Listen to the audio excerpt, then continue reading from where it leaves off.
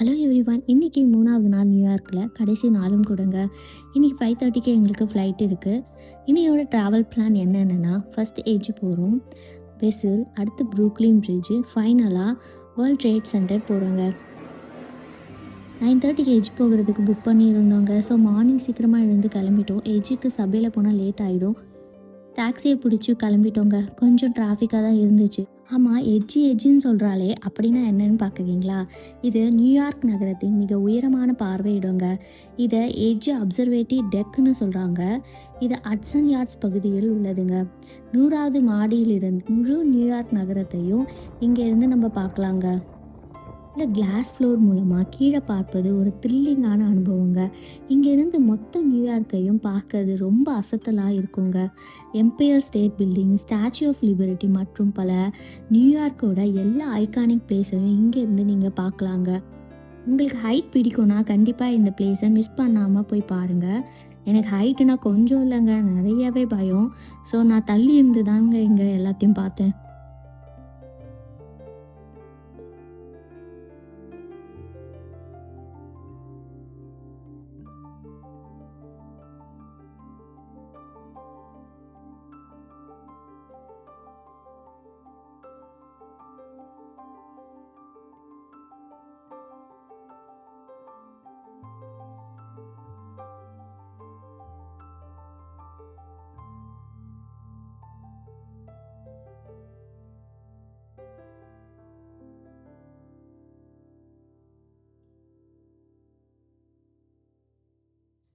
அடுத்து நாங்கள் போன இடம் வெசில். இது எட்ஜுக்கு பக்கத்திலே இருக்குங்க. தேன்கூடு போல வடிவமைக்கப்பட்டு 154 படிக்கட்டு வழிகள், 80 மேடைகள் கொண்ட ஒரு அற்புதமான ஸ்டீல் கட்டிடம்ங்க இது. இந்த கட்டிடத்தை பார்க்கும்போது ரொம்ப ஆச்சரியமாக இருக்குங்க. இதை எப்படி கட்டியிருப்பாங்க?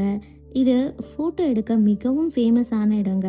ஸோ நாங்களும் சில ஃபோட்டோவை இங்கே எடுத்துக்கிட்டோங்க. இதன் ஆரஞ்சு செம்பு நிற வெளிப்புறம் சூரிய ஒளியில் பிரகாசிக்கும் போது ஒரு கலைப்பொருள் போல் நம்மளுக்கு தெரியுதுங்க. 11:30க்கு நாங்கள் ஹோட்டலில் செக் அவுட் பண்ணோங்க. ஸோ ஹோட்டலுக்கு கிளம்பியாச்சுங்க. ஹோட்டலில் செக் அவுட் பண்ணிவிட்டு பேக்ஸ்லாம் அங்கேயே வச்சுக்கிறீங்களான்னு ரிசப்ஷனிஸ்ட் கிட்ட கேட்டோம். அவங்களும் ஓகே சொல்லிட்டாங்க. ஸோ பேக்கை அங்கேயே வச்சுட்டு அடுத்த பிளேஸ்க்கு கிளம்பிட்டோங்க.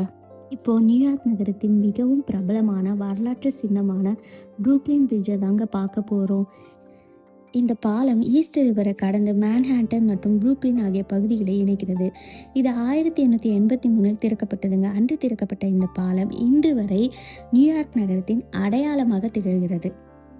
காலத்தில் இந்த பாலம் உலகின் மிக நீளமான கம்பி தொங்கும் பாலமாக இருந்திருக்குதுங்க.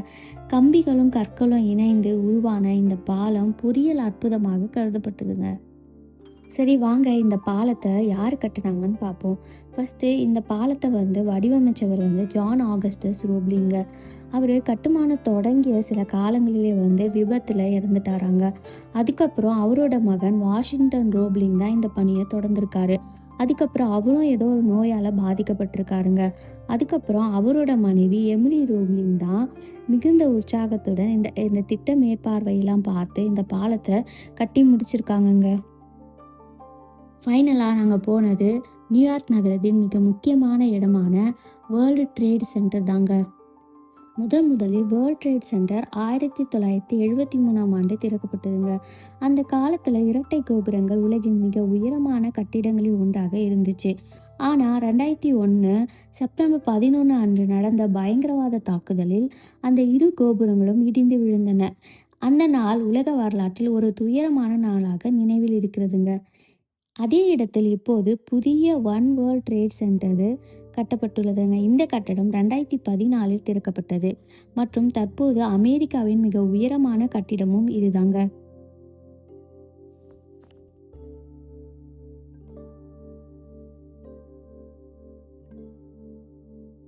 வேர்ல்ட் ட்ரேட் சென்டர் பார்த்துட்டு கிளம்பிட்டோங்க. அடுத்து ஹோட்டலுக்கு போயிட்டு பேக்கெல்லாம் எடுத்துக்கிட்டு ஏர்போர்ட்டுக்கு கிளம்பிட்டோங்க. அவ்வளோதான், இதோட நியூயார்க் பயணம் முடிஞ்சுதுங்க.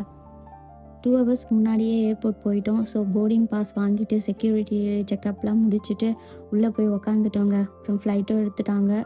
ஸோ ஃபைனலி எங்கள் ஸ்டேட்டுக்கு கிளம்பிட்டோங்க. ஸோ இந்த வீடியோ உங்களுக்கு பிடிச்சிருக்கோம் நம்புகிறேன். இந்த வீடியோ பிடிச்சிருந்தா லைக் பண்ணுங்கள், ஷேர் பண்ணுங்கள் அண்ட் சப்ஸ்கிரைப் பண்ணுங்கள். பாய், நெக்ஸ்ட் வீடியோவில் பார்க்கலாம்.